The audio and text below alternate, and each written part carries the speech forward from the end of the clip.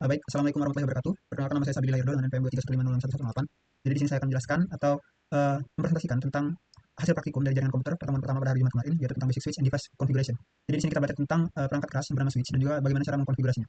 Baik, di sini seperti yang kita lihat di sini, switch itu dia menghubungkan antara PCA dan PCB. Nah, sedikit penjelasan tentang switch. Switch adalah perangkat keras yang menghubungkan antara satu perangkat dengan perangkat lainnya. Misalnya kalau di sini kan perangkat satu itu PCA dan perangkat lainnya itu adalah PCB. Nah, di sini kita akan belajar tentang ketika kita masuk dari command line di switchnya ini, ada namanya proses di lobby, itu user exec, dan juga ada namanya proses di privilege user, dan juga global configuration. Nah, itu adalah tahapan-tahapan dari ketika kita masuk di command line switchnya sendiri. Selanjutnya kita bakal belajar tentang step untuk mengkonfigurasi dari switchnya sendiri. Baik, di sini kita mulai saja. Yang pertama itu kita bakal membuat dulu PC tentunya. Setelah kita membuat PC, di sini kita bakal memasukkan switch.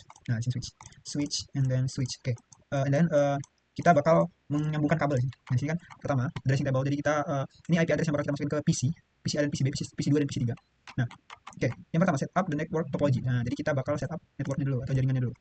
Nah, di sini ada kondisi ketika kabelnya baru saja dihubungkan. Itu ada kondisi di mana kabelnya bisa merah, bisa oranye, dan bisa hijau. Kalau oranye itu berarti dia masih dalam proses. Kalau hijau itu berarti sudah diterima, berarti dia bisa terhubung. Atau kalau merah itu berarti dia dihentikan atau diblocking. Jadi dia tidak bisa terhubung ke perangkat yang tertuju gitu. Kalau garis dari kabelnya itu merah.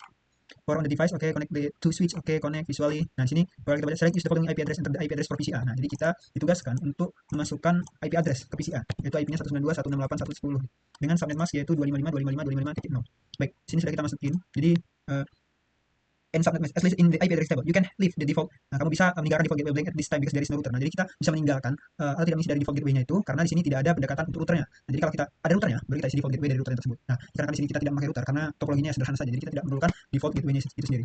Selanjutnya itu verify PC settings and connectivity. Nah, jadi kita akan memverifikasi apakah sudah terhubung atau belum dengan cara ipconfig./all. Maaf ya kalau videonya agak cepat karena memang kalau lama nanti video saya tidak ditonton. Nah, selanjutnya to test the connectivity PC enter ping. Nah, oke.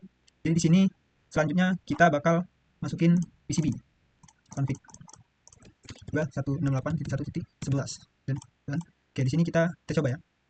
Setahu saya kalau masih belum dikonfigurasi switchnya itu kayaknya masih belum bisa nge-reply.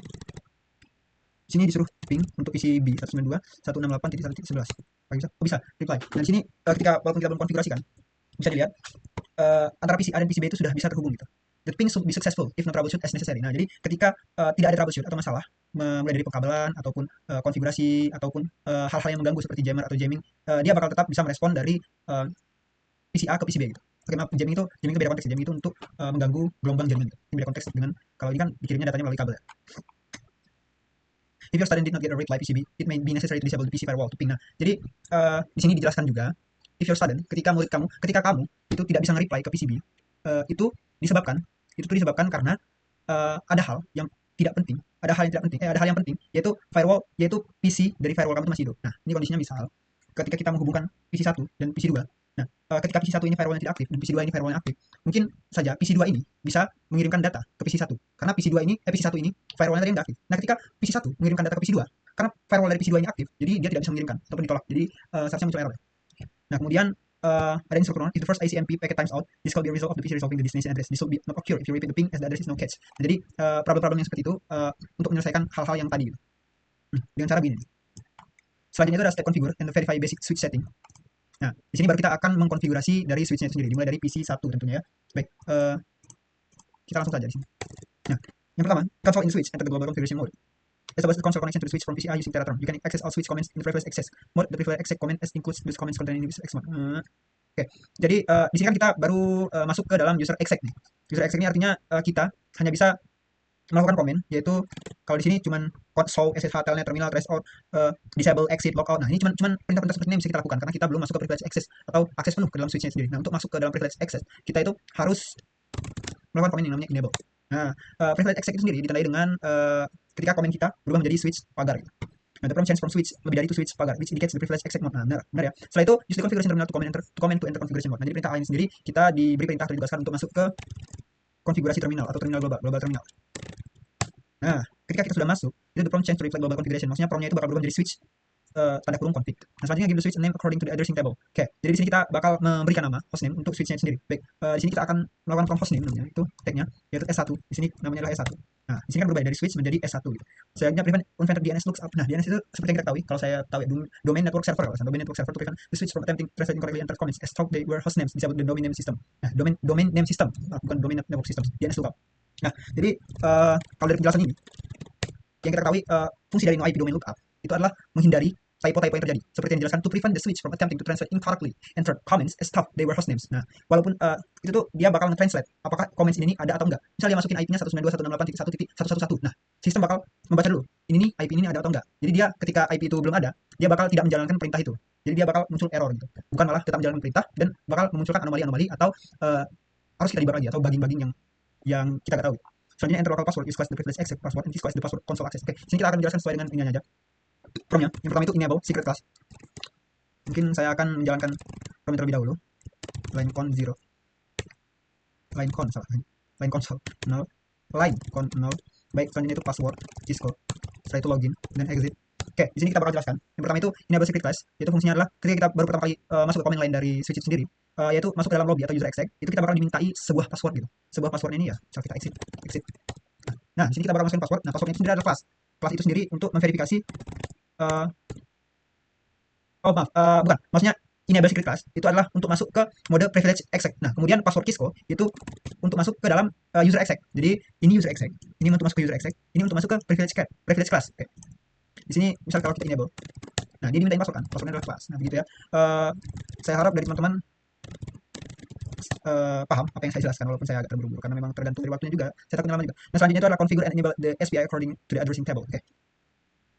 Yang pertama itu interface v11 dan IP address 168.1.1.255.255.0.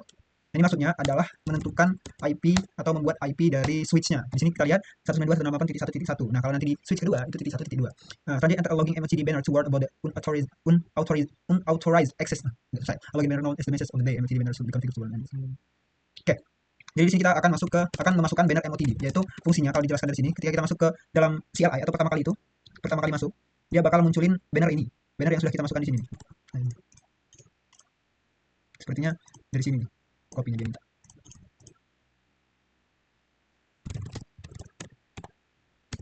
Dari sini nih, kenapa enter text message saya masukin map, salah. Nah, oke, dia bakal muncul banner yang seperti unauthorized access is strictly prohibited and prosecute to the full extent of the law. Oke. Seperti tadi kita masuk dengan Cisco, kemudian enable, kemudian itu masuk ke class, kemudian itu kita masuk ke configure terminal, masuk ke global configuration. Selanjutnya itu adalah S1 copy running config. Oh ya, ini untuk save konfigurasi yang telah kita lakukan gitu. Nah, klik. Bentar, kita exit dulu dari config ini. Jadi ketika switchnya kita matikan, dia bakal tetap save apa yang sudah kita lakukan gitu. Nah, ketika kita show running config, then we will see what will he explain. Nah, ini dia bakal munculin mulai dari hostname yang kita buat, S1, enable secretnya yang ditandai dengan hash atau hash enkripsi, setelah itu ada no IP domain lookup. Nah, di sini ada port untuk switchnya sendiri, apakah sudah terisi atau enggak. Nah, di sini interface VLAN 1 itu IP addressnya 192.168.1.1. Nah, itu adalah IP address untuk switchnya itu sendiri. Selanjutnya show version. Ya, seperti yang kita ketahui dari namanya juga, ini adalah untuk mengecek versi dari switch yang kita gunakan. Use show version to display the iOS version that the switch is running, along with other usable information. Again, you will need to use the spacebar to advance through the display information. Jadi kita di sini bakal tunjukin versi-versi dari switch kita itu sendiri, yang mulai dari switch, force model, SW version, perlengkapan dari switch kita itu sendiri. Selanjutnya itu display the status of the connected interface on the switch. Nah, sini selanjutnya kita bakal show IP interface sendiri. Nah, jadi di sini kita bakal menjelaskan ada suatu kejadian, yaitu di sini di mana ada yang namanya up down. Jadi saya jelaskan ya, yang seperti yang kita ketahui. Yang saya tahu itu untuk up down itu adalah tabel status interface yang harus kita yang kita tahu ini adalah status dan protokolnya. Nah, jadi untuk penjelasannya itu untuk interface Ethernet 01 kita bisa lihat pada gambar ini dan juga S2. Nah, ini karena kedua switch S1 dan S2 itu terhubung melalui port F0 kabel Ethernet yang sudah terpasang dengan benar menghubungkan F01 D1 ke F01 D2. Nah, status up pertama berarti secara fisik kabel itu terhubung dan up kedua berarti protokol data link aktif atau data link layer. Nah, jadi yang pertama itu status, yang kedua itu protokol. Jadi untuk status ini dia menandakan bahwa kabel yang kita pakai atau kita gunakan itu sudah benar, sudah masuk atau sudah terpasang gitu. Nah, yang pertama itu kan seperti kita tahu tadi. Untuk statusnya itu ketika kita memasangkan kabel, dia bakal ada status hijau ataupun oranye. Nah, di sini karena sudah hijau jadi statusnya up. Nah, ketika kita konfigurasi atau data link layer, baru dia nanti protokolnya bakal up. Kalau belum kita konfigurasi secara penuh, maka protokolnya itu bakal down. Bakal down. Nah, sekarang perhatikan F06 atau F03 sampai dengan gigabit Ethernet 02. Jadi di situ kan statusnya down. Nah, kenapa? Karena PC1 itu hanya terhubung ke S1 port, karena PC1 itu hanya terhubung ke, bentar, kalau kita di sini lihat. Nah, S1 itu hanya terhubung ke port V06. Nah, kalau di sini kan, kalau kita lihat. Nah, V06 itu setnya up. Maaf, ini karena belum saya hubungkan ya untuk interface dari switchnya itu sendiri. Jadi di sini F06 saya seharusnya saya masukin, saya aktifin di sini. VLAN-nya terhubung ke uh, VLAN-nya terhubung ke PC gitu. Nah, kemudian untuk status ini dikarenakan bukan, jadi wajar kalau di S1 itu status up karena ada kabel yang terhubung ke PCA, sedangkan di S2 port V06 tidak ada kabel sama sekali. Nah, uh, seperti yang saya jelaskan tadi, untuk PC itu dia kalau untuk PC 1 itu kan terhubung ke fast Ethernet 0. Makanya dia up. Jadi di sini posisinya up karena dia terhubung ke fast Ethernet 0 gitu. Nah, ini karena belum saya hubungkan untuk switch dengan PC 1. Jadi memang uh, memang masih ada miss gitu.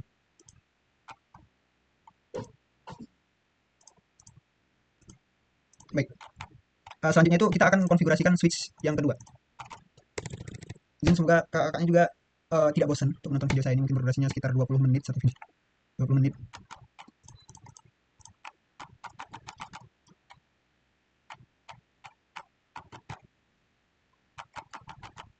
Jadi kita langsung saja ke sini, enable tanpa config-config yang lainnya.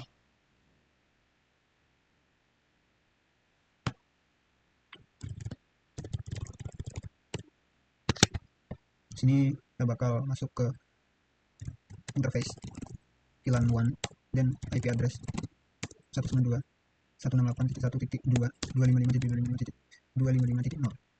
No shoot. Oke. Oke, untuk kesimpulan dari up and down tadi. Jadi secara singkatnya mungkin kalau ada teman-teman yang belum paham, itu interface-nya itu akan up kalau ada kabel terhubung dan tidak di shutdown gitu. Nah, sedangkan interface-nya itu akan down jika ada kabel terpasang atau memang disengaja di shutdown oleh administrator. Jadi ketika down itu protokolnya itu di shutdown sama administrator dan juga atau juga kabelnya itu tidak terhubung. Jadi ada dua kondisi. Ketika kabelnya tidak terhubung itu bisa juga menyebabkan itu down. Ketika protokolnya dari administrator itu di shutdown atau IP address tadi di shutdown, itu memungkinkan juga kondisi itu jadi down juga. Oke. Jadi seperti yang saya jelaskan tadi. Ketika sudah dikonfigurasikan semuanya, dari sini ditugaskan untuk reply comment antara PC 1 192.168.1 titik ping ke ping 192.168.1.11 sama aja bisa karena memang dari awal sudah terhubung dan kabelnya tidak bermasalah. Kita ping 192.168.1.10. Oke, terhubung juga. Baik, di sini kan dia reply from 192.168.1.10. Jadi di sini berhasil, berarti tidak ada masalah. Nah,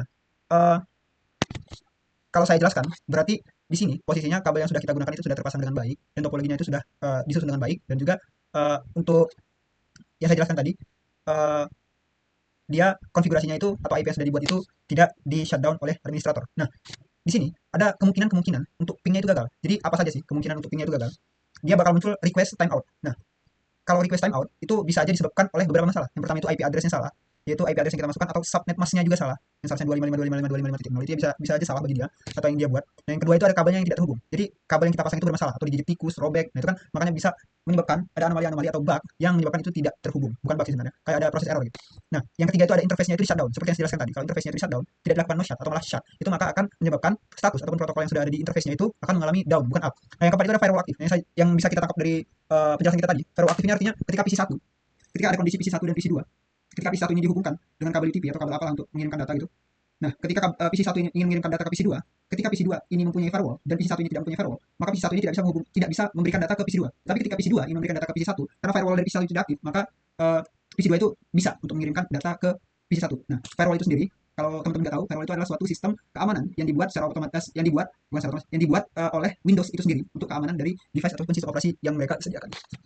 Ya, yang kelima itu ada switch yang tidak terhubung. Ya, ini switch yang tidak terhubung karena masalah kabel tadi mungkin ya. Jadi kabel antar switch itu ya mungkin aja ada yang sobek atau terlepas gitu. Nah, dan yang terakhir itu konfigurasi yang belum di-save. Jadi konfigurasi yang belum di-save dan ketika dimatikan hidupkan lagi karena belum di-save jadi tidak tersimpan, jadi itu bisa menyebabkan untuk terjadinya request timeout atau kegagalan yang terjadi. Misal case-nya begini nih, kita hapuskan untuk ini delete. Aduh, bukan ini yang di delete. Nah, itu yang di delete. Baik, di sini kan sudah kita delete nih. Ketika kita comment prompt, lanjutkan yang tadi, dia bakal terjadi request timeout. Ini kita analogikan apabila dia kabelnya bermasalah atau terjadi sesuatu error, humaning error. Baik, penjelasan saya mungkin segitu saja yang bisa saya jelaskan karena tidak banyak juga, waktunya juga mepet sepertinya ya. Penjelasan saya juga kayaknya bagi saya udah lumayan singkat dan detail. Apabila saya ada salah kata dalam penjelasan saya mohon maaf Kak. Sekian dari penjelasan saya. Wassalamualaikum warahmatullahi wabarakatuh.